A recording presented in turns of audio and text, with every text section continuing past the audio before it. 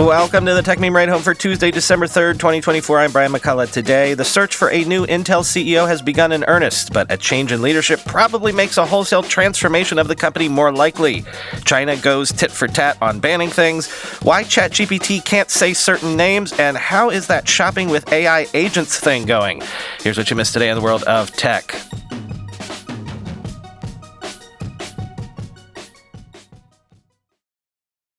Big follow-up on yesterday's big news. Reuters says that Intel has begun shortlisting a handful of CEO candidates, including former board member Lip-Bu Tan, who left in August 2024 after clashing with the outgoing CEO Pat Gelsinger. Quote, Tan, who was once seen as a contender for the CEO role, has in recent days been approached by Intel's board to gauge his interest in taking up the job, the sources said, requesting anonymity as the discussions are confidential. Tan is an industry veteran and served on Intel's board of directors for roughly 2 years as part of a plan to restore the company's place as a leading chip maker. He joined the board in September 2022 and received expanded responsibilities a year later to oversee manufacturing operations. But Tan departed in August after clashing with Gelsinger on several aspects of Intel's turnaround plan, including the size of the company's workforce, its contract manufacturing strategy, and its work culture, Reuters has reported.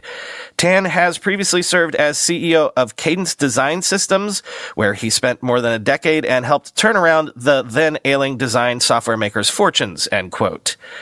Tan is not the only candidate, though they are apparently the front-runner at the beginning of the search. To follow up on what happened, it looks like what we might have suspected happened. Bloomberg's reporting says that Intel's board gave CEO Pat Gelsinger the option to retire or be removed after the board lost confidence in his plans to turn the company around.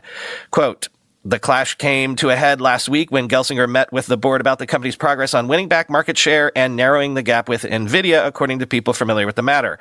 At last week's meeting, he faced concerns focused on the lack of products capable of winning in the market, something the board felt had been neglected in the push toward turning Intel into a made-to-order chip manufacturer. He was asked to stay on to help with his replacement, but showed little interest in that, the people said. That prompted the decision to end his tenure over the weekend, they said. Whoever replaces Gelsinger will face the same set of problems he was brought in to fix, including the fallout from the poor decisions made by his predecessors. What would have once been the most desirable job in the $500 billion chip industry has become a nearly untenable position. The next CEO has to take on competitors with greater resources and catch up in AI computing, all while showing that Intel can be the groundbreaking company it once was. Finding someone to take that hot seat may not be easy. Before Gelsinger was appointed to replace CEO Bob Swan, there was speculation that a number of prominent executives were possible candidates. Many on Wall Street proposed approaching Advanced Micro Devices' Lisa Su for the job, end quote. Many are saying that Gelsinger's retirement opens the door for Intel to consider fresh deal options, including splitting up the factory and product design divisions and selling the Altera unit. Quoting Bloomberg again, the board has discussed a range of possibilities in recent months, such as private equity transactions and even a split of Intel's factory and product design businesses. But Gelsinger was opposed to breaking up the company, focusing instead on his plan to restore Intel's technological edge and become a made-to-order manufacturer for outside clients. It's also an opportunity for suitors to take another look at acquiring some or all of the business. Qualcomm expressed some interest in a transaction before, though nothing got very far, Bloomberg News has reported. This leadership change increases the probability of divestitures, Bloomberg intelligence analysts Kunjan Sobhani and Oscar Hernandez Tejada said in a note Monday. Gelsinger was firmly against breaking up the company, but the prolonged and expensive turnaround has tested shareholder patience, potentially forcing Intel to reconsider, end quote. If the new CEO goes ahead with a bigger shakeup, here is a list of deal ideas that Intel could revisit. Number 1, splitting factory and product divisions. This would involve fully separating Intel's factory business from the more profitable unit that develops products. Under Gelsinger, the company has been expanding its manufacturing operations to become a foundry, a maker of components for outside customers. The idea is to eventually compete with Taiwan Semiconductor Manufacturing, a pioneer of the foundry approach. Number 2, lure a suitor like Qualcomm. Bloomberg had reported that Qualcomm considered an Intel acquisition, but its interest had cooled as of last week. The complexities associated with acquiring all of Intel made a deal less attractive, people familiar with the matter said at the time. But Qualcomm could consider buying pieces of Intel, such as the product business. Like much of the chip industry, Qualcomm doesn't manufacture its own semiconductors. Instead, it designs chips and relies on partners like TSMC to handle production. That's why it's unlikely to want Intel's factory operations. Number 3, selling Altera. Intel's Altera unit, acquired in 2015 for about $17 billion, makes chips that can be reprogrammed for different uses after they're manufactured. Intel has held negotiations about selling a portion of the business to financial investors, a potential step toward an initial public offering for the unit. Buyout firms such as Francisco Partners, Bain Capital, and Silver Lake Management have been studying offers to invest in Altera. Last month, though, Bloomberg reported that Lattice Semiconductor was considering making an offer for all of Altera. Lattice is working with advisors and is seeking a private equity backer as it explores a potential bid, people familiar with the process said. Number 4, an Apollo investment. Apollo offered to make a multi-billion-dollar investment in Intel earlier this year. The New York-based firm indicated that it would be willing to make an equity-like investment of as much as $5 billion, Bloomberg reported in September. But negotiations didn't lead to an announcement. Number 5, a Mobileye transaction. Intel acquired Mobileye, a maker of self-driving technology, in 2017. Though the business went public in 2022, Intel still owns most of the company. That situation has the potential to change under a new CEO. In September, Intel said it isn't currently planning to divest its majority stake in Mobileye, but Bloomberg reported earlier in the month that the chipmaker was contemplating options for its 88% holding, end quote.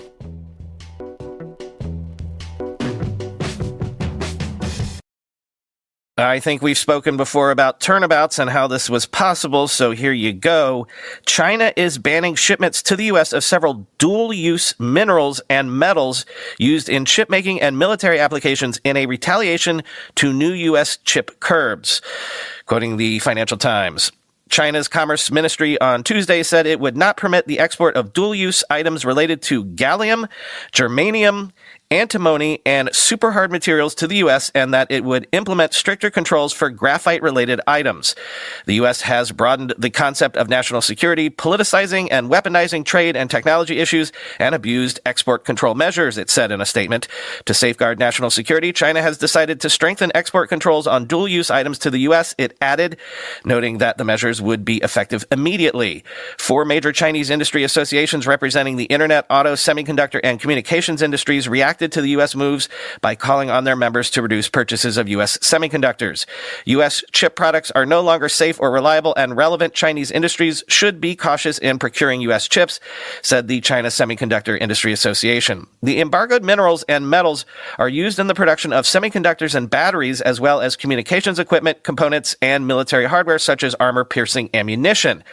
Beijing had already been strengthening controls on their export in response to tightening Western chip sanctions, with its curbs on shipments of germanium and gallium, leading to an almost twofold increase in the minerals prices in Europe. China's latest shipments ban to the U.S. makes clear President Xi Jinping's government is willing to target Western economic interests to hit back against Washington's chip restrictions. It also highlights Beijing's dominance of the global supply of dozens of crucial resources. China produces 98% of the world's supply of gallium and 60% of germanium, according to the U.S. Geological Survey. Washington on Monday imposed a range of new sanctions designed to slow the development of China's semiconductor industry. They include tougher restrictions on the export of critical semiconductor manufacturing tools and a ban on the export to China of advanced high-bandwidth memory, or HBM chips, a crucial component in artificial intelligence products, end quote.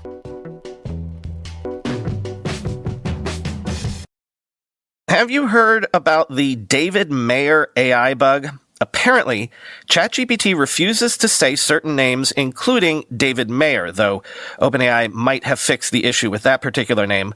Others still seem to be affected, including David Faber, Brian Hood, and Jonathan Turley. I'm unable to produce a response, it says, when you prompt with those names. Why might the AI not be able to say some names? It could be a post-prompt handling bug, but it's more likely it's because these names are names that people have filed digital privacy requests for, otherwise known as right-to-be-forgotten requests. Quoting TechCrunch, who are these men and why does ChatGPT hate them so? OpenAI has not responded to repeated inquiries, so we are left to put together the pieces ourselves the best we can. Some of these names may belong to any number of people, but a potential thread of connection identified by ChatGPT users is that these people are public or semi-public figures who may prefer to have certain information forgotten by search engines or AI models. Brian Hood, for instance, stands out because, assuming it's the same guy, I wrote about him last year. Hood, an Australian mayor, accused ChatGPT of falsely describing him as the perpetrator of a crime from decades ago that, in fact, he had reported. Though his lawyers got in contact with OpenAI, no lawsuit was ever filed. As he told the Sydney Morning Herald earlier this year, the offending material was removed and they released version 4, replacing version 3.5. As far as the most prominent owners of the other names, David Faber is a longtime reporter at CNBC. Jonathan Turley is a lawyer and Fox News commentator who was swatted, i.e. a fake 9/11 call, sent armored police to his home in late 2023. Jonathan Zittrain is also a legal expert, one who has spoken extensively on the right to be forgotten, and Guido Scorza is on the board of Italy's Data Protection Authority.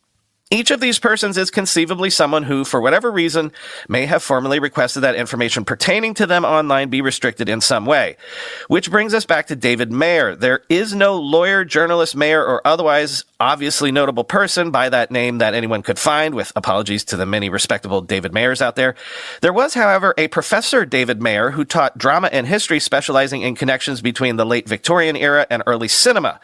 Mayer died in the summer of 2023 at the age of 94. For years before that, however, the British-American academic faced a legal and online issue of having his name associated with a wanted criminal who used it as a pseudonym to the point where he was unable to travel. So what can we conclude from all of this? Lacking any official explanation from OpenAI, our guess is that the model has ingested or was provided with a list of people whose names require some special handling. Whether due to legal, safety, privacy, or other concerns, these names are likely covered by special rules, just as many other names and identities are. For instance, ChatGPT may change its responses if it matches the name you wrote to a list of political candidates. As is usually the case with these things, Hanlon's razor applies. Never attribute to malice or conspiracy that which is adequately explained by stupidity or syntax error. The whole drama is a useful reminder that not only are these AI models not magic, but they are also extra fancy autocomplete, actively monitored and interfered with by the companies that make them. Next time you think about getting facts from a chatbot, think about whether it might be better to go straight to the source instead, end quote.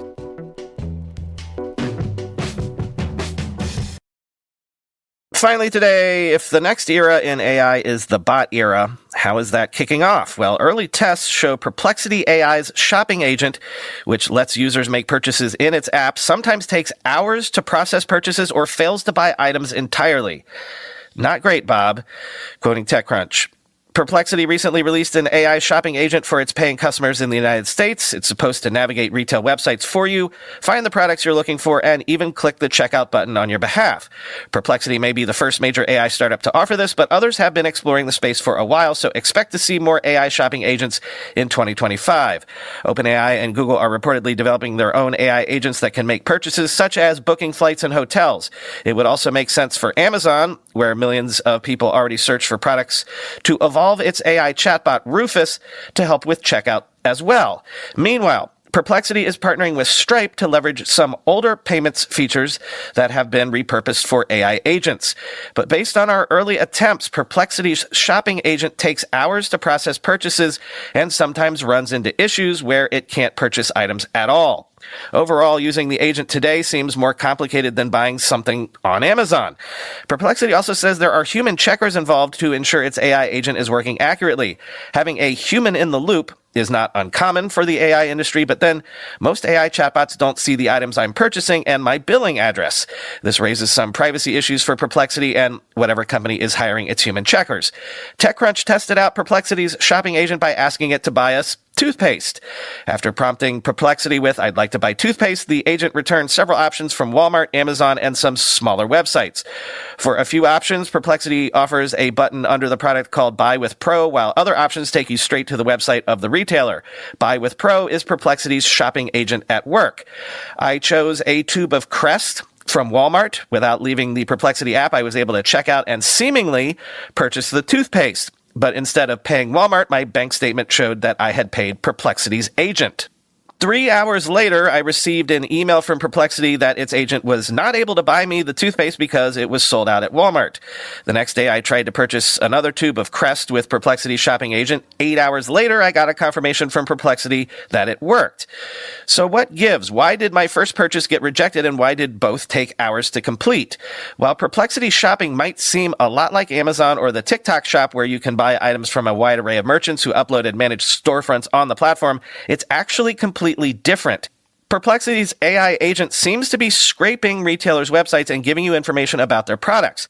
Because this process isn't necessarily in real time, it can cause a disconnect between what Perplexity tells you and what a store actually has in stock, which appears to be what happened in my case. Perplexity declined to comment on whether retailers like Walmart were aware that their products were appearing on its app. This suggests that their scraping and purchase process is not authorized by those companies, something that could complicate buying or returning items. You're also not actually buying anything when you check out in Perplexity's app. You're paying Perplexity the exact amount that items costs, giving its AI agent instructions to buy a specific item and telling it to fill out your name and shipping address in the process. Sometime later, perhaps hours, the agent executes that task, or at least tries to. This is the equivalent of giving a small pot of money to an assistant in the real world and give them rules about how they're allowed to spend it, said Stripe product lead Jeff Weinstein, who helped build Stripe's AI agent toolkit in an interview with TechCrunch.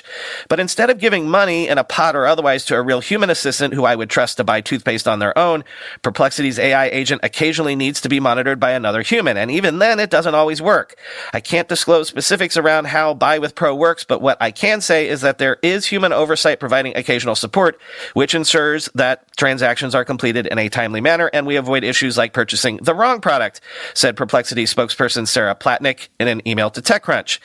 If AI shopping agents really take off, it could mean fewer people going to online storefronts where retailers have historically been able to upsell them or promote impulse purchases. It also means that advertisers may not get valuable information about shoppers, so they can be targeted with other products. For that reason, those very advertisers and retailers are unlikely to let AI agents disrupt their industries without a fight. That's part of why companies like Rabbit and Anthropic are training AI agents to use the ordinary user interface of a website. That is, the bot would use the site just like you do, clicking and typing in a browser in a way that's largely indistinguishable from a real person. That way, there's no need to ask permission to use an online service through a back end, permission that could be rescinded if you're hurting their business, end quote.